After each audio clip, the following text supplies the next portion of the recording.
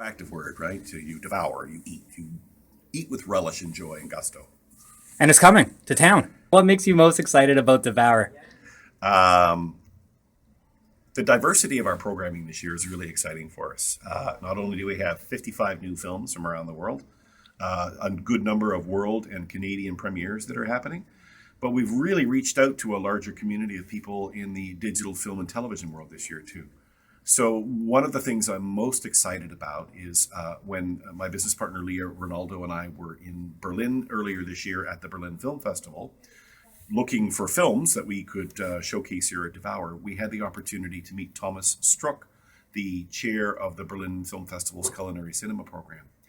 He's coming to Devour. He's going to be the chair of our jury. Somebody from the Berlin Film Festival is coming here and has kind of started a liaison between our two film festivals. I couldn't be more over the moon than to think that Devour is actually got a linkage to the Berlin Film Festival. Because everyone's hearing about Anthony Bourdain coming, which is fantastic, but it's more than just Anthony coming, right? Well, Anthony's only here for 24 hours, so it was an anchor to get the world's media to pay attention to what was going on here in Wolfville.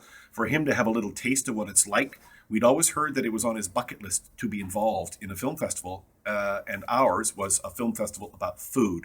So we think that's the icing on the cake and what's made it work for him to come. He's only here 24 hours, but he wanted so desperately to be a part of this thing that even though it's just a little window in his schedule, he's flying from Washington, D.C. to here for 24 hours, and he's flying to New York and then on to Madagascar the same day. And what do you hope to show him while he's out here? Are you going to drive him around the valley a little bit? I wish there was the luxury to do that. He goes right from event to event to event to bed to a plane is essentially what happens. But what we are going to show him is great cuisine that's done by our great Nova Scotia and our visiting chefs that evening. Great Nova Scotia hospitality. He's being inducted into the province of Nova Scotia's Order of Good Cheer officially, Yeah, right on. along with all of our 30 visiting chefs, delegates, writers, and VIPs that are coming from around the world. So he's going to walk away with a I am now an ambassador to Nova Scotia certificate.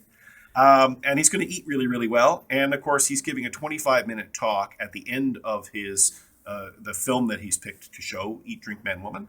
And then he's doing an hour-long book signing for about 100 people. It's as many people as we can fit into an hour. So we've really got him pretty busy the whole time that he's here. We really want him to come back sometime in the future so he can spend a week or shoot his TV show here. That's right, because your intention is to continue with this festival, correct? Every part of my being wants to make this become not only an annual event, but something that lasts into perpetuity. My vision has always been to create the Sundance for food films. That's what I want for Wolfville and for Nova Scotia and Kings County, that we can actually spur development in the film and television and digital media industry here and to become a relevant player because we're a very cool niche product. There's lots of content being made on the internet, on television about food in every way, shape, or form. Writing is being taken over by bloggers around the world whose passions are food and or wine. So yes, I have every intention that I'm going to put the next 10 years of my life into it. So that being 52, I'm going to be doing it into my 60s and hope that we can sort of come up with a good strategic plan that'll keep it going forever. Was it a eureka moment to say, hey, this is what I want to do? Where did the idea come from? In 2009, when we started this, it was a project of Slow Food Nova Scotia to try and attract a younger demographic to the actual organization. We had a lot of retirees that were a part of the movement, and we didn't have a lot of young people. I had heard through my involvement in Slow Food about an event in Italy called Slow Food on Film. It was actually a film festival produced by Slow Food, and it showed documentaries from around the world about film, about food, and the sort of national and international and global iniquities that are going on in the food universe. So that's why we did it in 2009, was to have something like that here that would show the world what was wrong with the food system. We showed Food Inc. that year, Robert Kenner's seminal film, but we also showed films like Babette's Feast as well, too, for a bit of lightness and levity. So the aha moment was when we realized that this was popular. We had 1,000 people show up to the first one in 2009. In 2011, when we did it again, we had 2,000 people show up. Last year, when we started it as an annual event, we had 4,000 people show up. And this year, we hope to see 8,000 tickets sold during Devour. So we have every anticipation that it should be something that's important and that's something that will attract visitors, will attract Haligonians and people from around the Annapolis Valley, but will attract people in the industry to want to come and shoot film, digital media about food, and then premiere it here. So there's an industry component we're working at. And a good time of the year to have it in November, where traditionally it might not be as busy as other months. Was that taken into consideration? Well, as many of you know, that when I started this thing, I still was a restaurateur with a place around the corner here that was usually pretty empty in November, as were many of other businesses, sort of that post-harvest, pre-Christmas season. So it seemed a really good opportunity to do something that might attract visitation and spending and interest in our area in a traditionally slow time of year. And that's how we got buy-in from organizations like the Nova Scotia Tourism Agency and ACOA and the municipality, because we're filling a void in terms of seasonality. We hope that it will continue.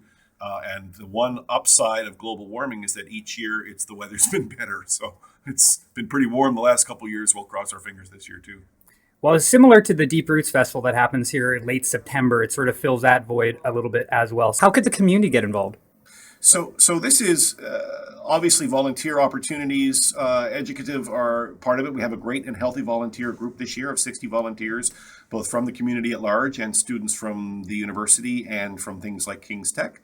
That's one way.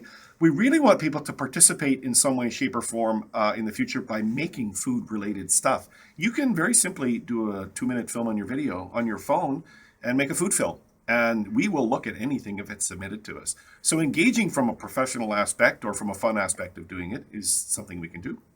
And of course, we are trying to bring thousands of people to Wolfville, so we hope that the business community at large will engage. We do know that several of the businesses here in town are going to be doing Welcome Tony windows.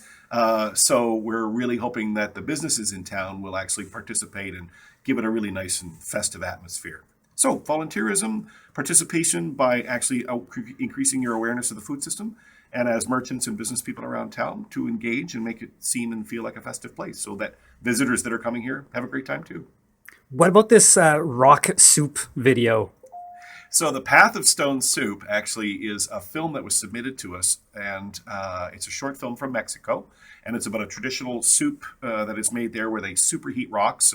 A community gathers together, they prepare food in a big outdoor sort of pit. They superheat rocks, and then in this pit that they line with banana leaves, they add vegetables and broth, and then they throw in the superheated rocks, thus cooking the soup. Somebody made a film of this. We're showing it at Devour. We loved it. A great example of community food gathering and preparation. But the people that prepared the film did a successful Kickstarter campaign, and they raised enough money to bring the entire crew, there's 7 of them coming from Mexico, to come to Wolfville, be a part of Devour, and do a pop-up of the actual stone soup that'll happen this Thursday night during the food truck rally. Fantastic. Thank you, Michael. Very well.